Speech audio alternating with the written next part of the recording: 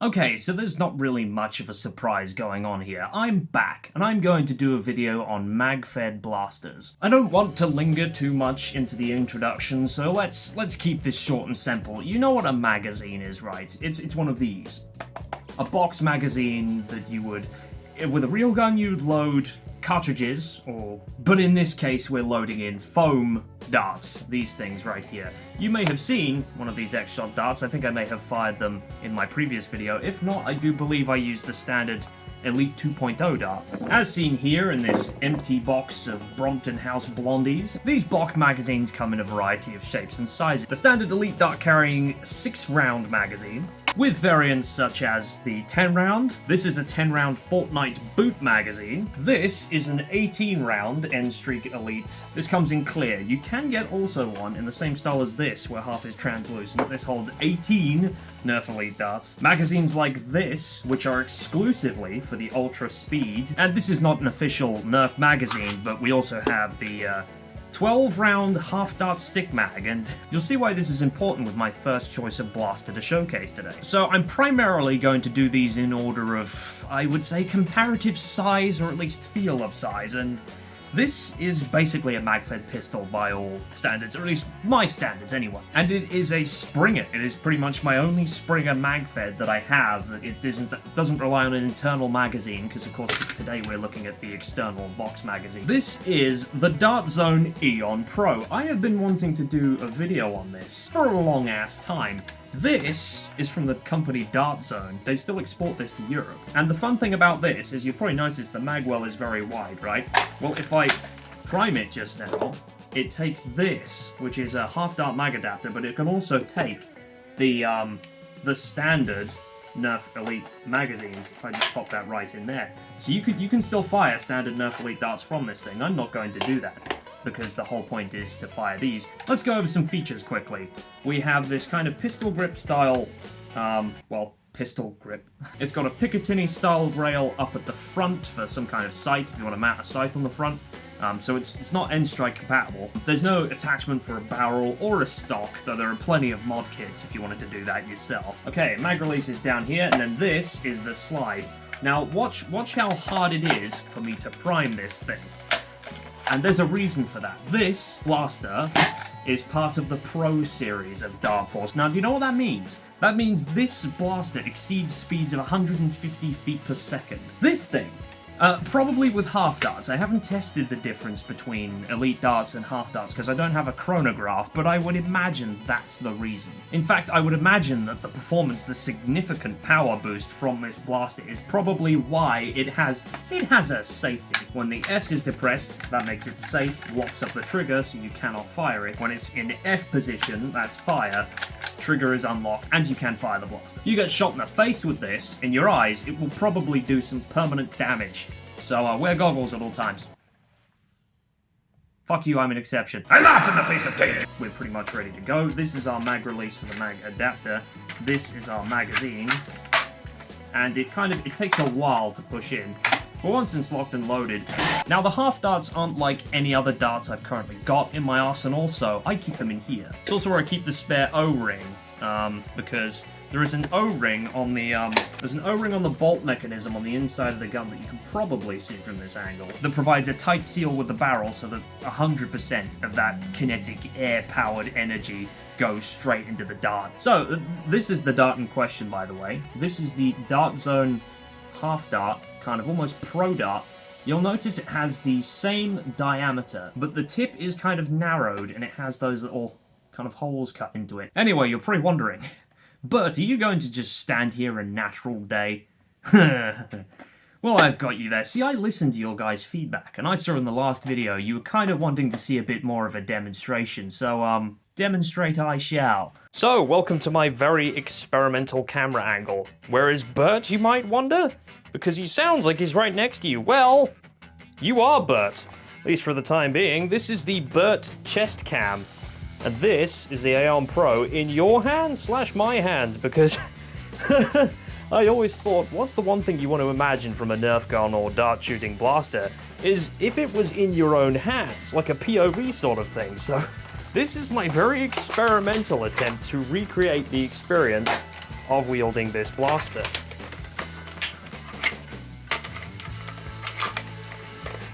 So, just for the record, we are loaded up with 5 rounds of Dart Zone Pro Series half darts, which I was about to load in backwards then. Ignore that. You, the player, would not make that same mistake. We're going to play a little game I like to call 5-Can Fandango. So, we have our Nerf blaster, we have 5 targets. Let's fucking take them out.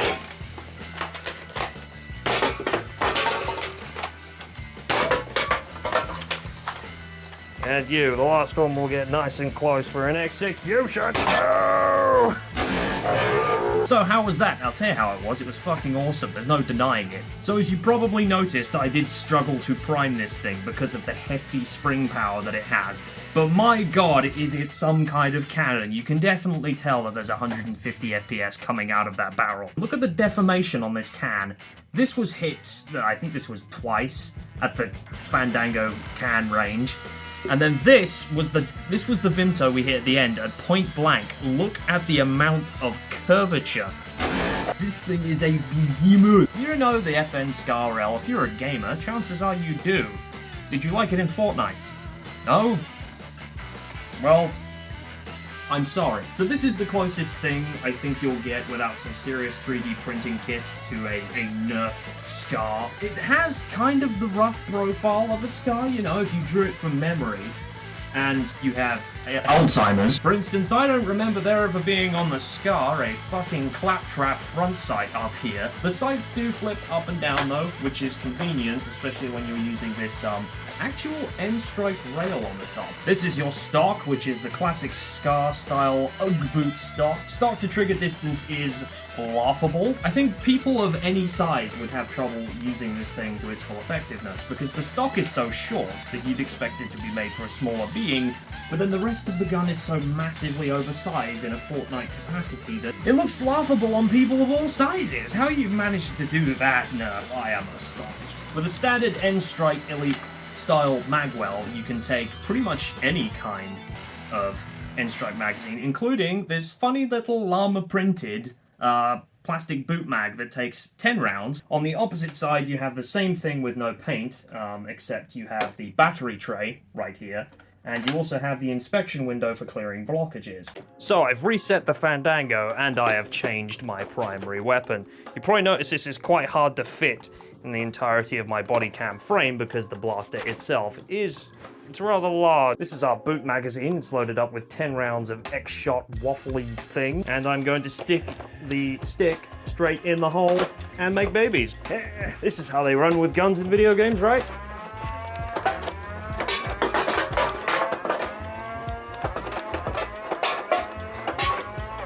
Okay, so you'll notice, first of all, it's a flywheeler, which means it's going to be a lot quieter than your average mag-feeding Springer, because Springers are loud. They have to go poof at like every given opportunity, so it's going to be rather loud.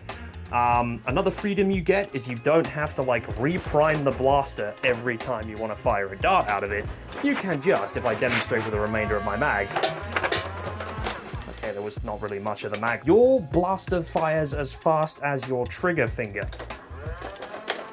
It's a very smooth operating flywheeler here. As you can see, I completely decimated the range if I have a little quick scan with my chest. It's quite weird doing this. Sorry, just pissing around with this. It's bloody hilarious. So I do believe it takes, I don't know how many batteries it takes. I think it takes AA's. They all go in the feed tray right here. Overall, it's a very solid standard flywheeler, and I'd like to move on, please. Please, editing button, let me do this. Let me escape. Okay, so we are back to standard Nerf. So battery-powered flywheelers. The semi-auto thing is cool, right? But what if they were fully automatic?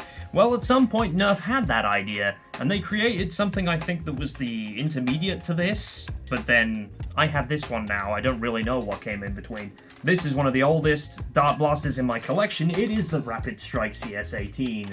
There is a lot to like about this blaster. First of all, it has a reputation for coming with an 18-round magazine as standard.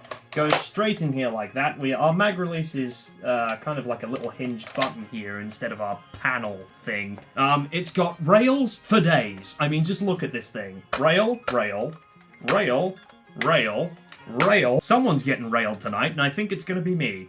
It has an adjustable stock. It's got this cheek pad we can rest our face on for ease of aiming, especially down if you mount a scope on this top rail, but the irons on this thing are almost completely useless. And yes, for all those Coop fans out there, it does indeed have an end strike barrel lug. Finally, we can say it again. This allows you to put barrel attachments on the end, like this Fortnite suppressor from my suppressed pistol. So anything with that kind of attachment system can go on the end and make your blaster look even goofier. I think the only thing left to do with this is to blast it. Okay, I've reset the Fandango again. Sorry if the camera occasionally shakes like crazy, but you see, my abs are so powerful that occasionally a shockwave of raw kinetic energy just blasts you all over the place.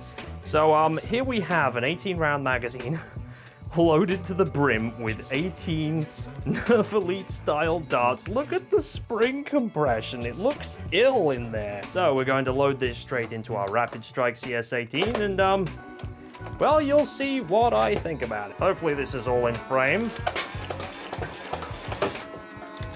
We have our first blockage of the day. What the fuck all.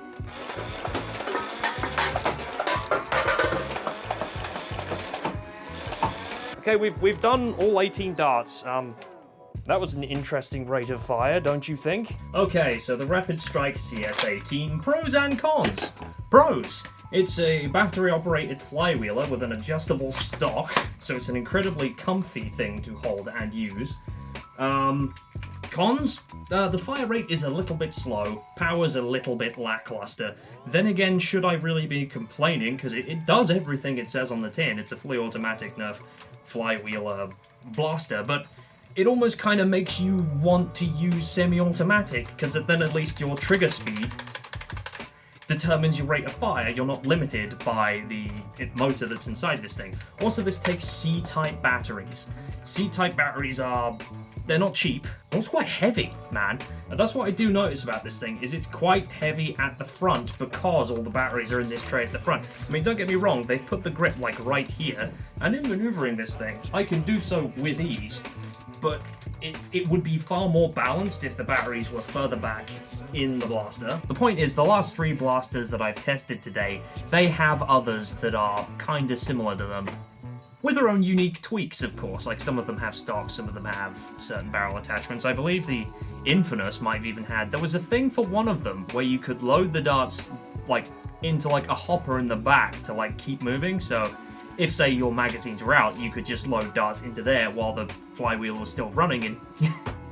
you know, kind of keep things moving, which is a cool idea. But what I'm about to show you is gonna blow your fucking mind. I want to thank whichever madman put this together, because this is the N-Strike Elite 2.0 Double Punch. We have our battery tray at the back here, so it's like I said before, you put the batteries in the rear, and the thing is much more stable. This thing feels incredibly well balanced, because it has a very beefy motor up front. Why do you ask? It's because it's got 2 fucking barrels that reciprocate when you fire the damn thing. This is one of the craziest things I have ever seen. So this thing has a hybrid trigger, which means when you pull the trigger, it fires a dart. When you release the trigger, it fires a second dart. So, it's just increased the cap for fire rate performance with this thing even further. The trigger's quite heavy though, but it's got 2 barrels and 2 mag wells at the bottom, so you can put 2 magazines, elite stick magazines of any kind in the bottom. This is a 6-rounder. This is a 10-rounder. There's room for 10 darts here, and it comes with 2 10-round magazines like this. Why you would stop to take darts from here and reload a 10-round magazine? I'm not even gonna bother trying to make that argument. Now, to stop triggering you guys who are screaming at me for not putting 2 of the same mag in, I found the spare 10-rounder. I just didn't want to have to go digging around in my cupboard, but I felt your judgment from the future. I think it's 2 motors top and bottom that spin this massive flywheel that drives both chambers here, and then of course the barrels reciprocate at the front. Buzz is quite loud, this one. I suppose it should if it's carrying that much energy. Let's shoot the fucking thing. Nah. Yeah.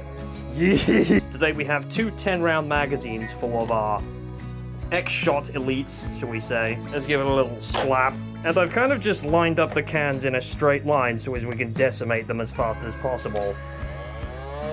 What's the French number for 15, motherfucker?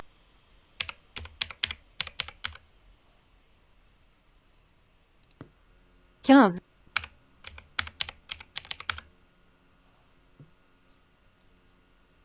19.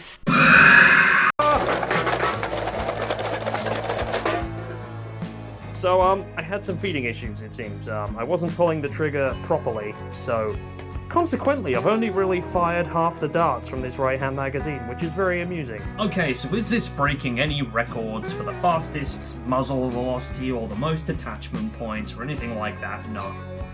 But is it fun? This thing literally drove me nuts when I first saw this thing. And the fact that you can load pretty much any type of magazine into this magwell down here, including an 18-round stick mag that you could pair with a 10 or a 6 or a 5 or a 2. I don't think they make 2-round magazines. I swear someone did make a single-round 3D printed Nerf spring magazine before, which is pretty freaking hilarious. Now, we're not talking about that at all. So, we're moving on to the next blaster. What the fuck was that sound? I'm here to bust your balls!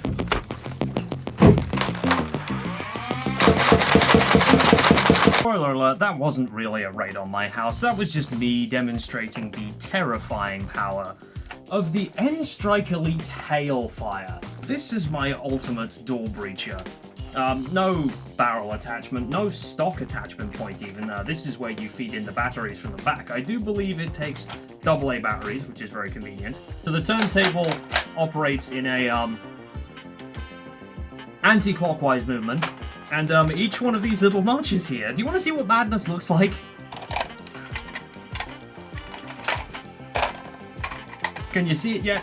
Can you see it yet? You see the madness? You see the madness yet? Can you see the madness?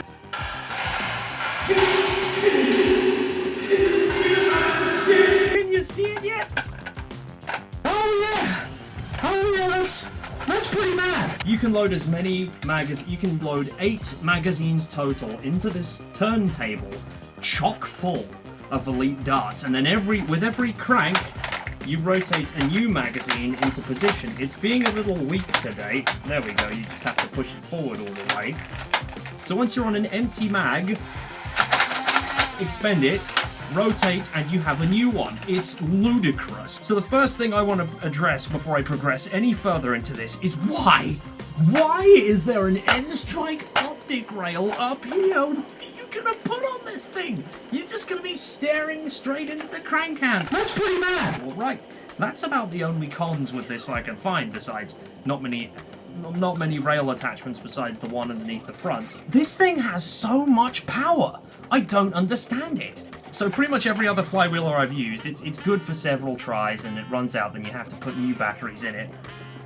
I can't actually remember the last time I changed the batteries on this thing. It's like wizardry. It just never runs out. It's always running at max performance, and the action is just so punchy. Like, it really feels like it's punching the darts out of the end. I think that might be the difference with this. The thing, the little probe that pushes the dart into the flywheels, I think it gives for a little extra boost in performance. That's why sometimes people have like a hypercharger or a not that, but like an afterburner or something like that, which gives you extra boost or something. So if we total the mag capacity of all the weapons we've shot so far, we've had a 12-rounder, we've had 18 rounds, so that's 30 already. We've had 2 10s, and then we've had another 10-rounder, so that's another 30, so that's 60 rounds altogether shot between all of the blasters, which is a very nice round number. I didn't expect that to work. Let's do a quick tally, shall we? That's 1, 2, 3 6-round magazines, which is 18 darts altogether.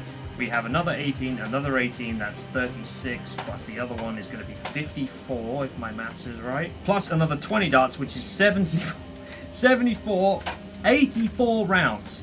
In this, we have topped all 4 blasters' total mag capacity that we previously shot. It's funny how loosely I use the term insane, because we're about to take it a step further. Not in terms of number of magazines, or semi-auto flywheeling. There's nothing special going on here. This is actually jumping back to the full auto category. But we're not using Nerf Elite rounds no more. We are using quite a familiar Ultra Dart AccuStrike, which you saw me use in my Ultra 2 blaster. You remember I said that was the only Ultra blaster I owned? I lied to you.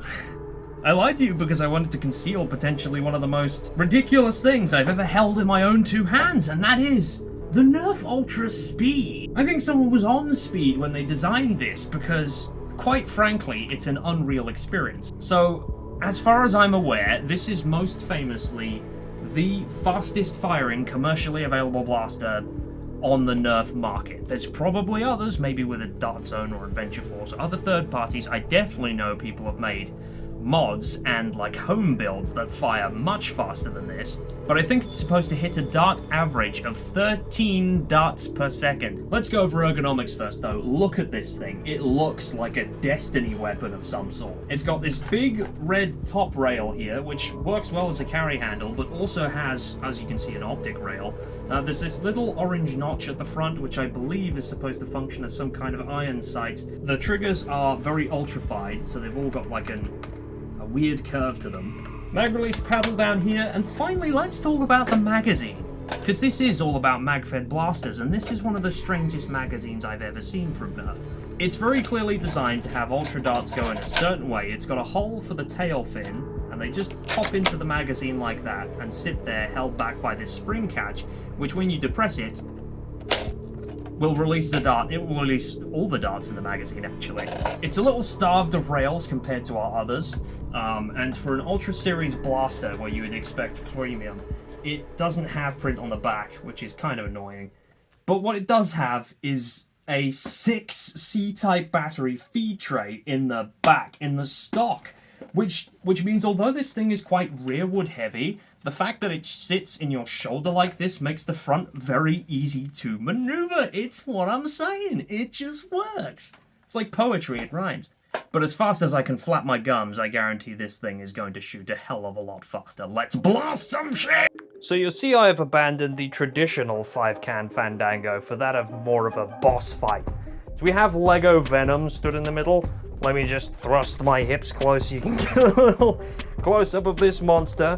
He's about to receive, well, I did check, and they're 12-round magazines. I could only fit 12 Ultra AccuStrikes into these things. You know, I would put this straight into the blaster, but you know what? I think I'll save it for later because there's room in the stock for a second magazine.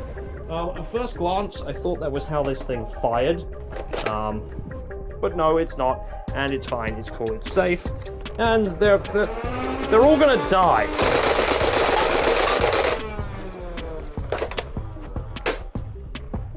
Oops. Perhaps you didn't hear me the first time. Oh my god, there's Lego bits all over the place. This might just be the biggest mistake I've ever made.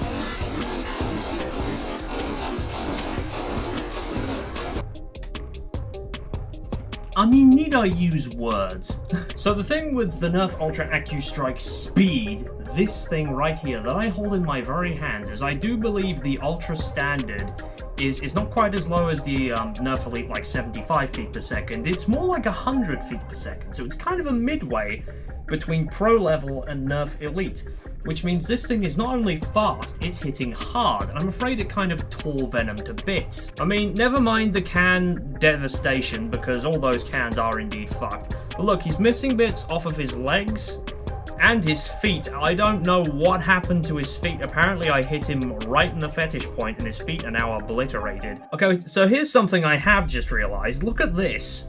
A Nerf dart hit that and apparently just sheared it off inside the little plastic holding point here. It physically broke something. I didn't expect that was even possible. Because if I was going to pitch Nerf dart foam quality versus Lego's durability, I would absolutely say that Lego plastic durability wins every time, but apparently not, and I've now lost myself a decent piece. So that's every mag-feeding blaster in my collection. Obviously I have the internal magazine-fed blasters, which I may indeed do a separate video on, though probably not because I've only got like 3 of them. It's been a pretty grueling experience. Now if you'll forgive me, I feel like signing off now, so I will see you later.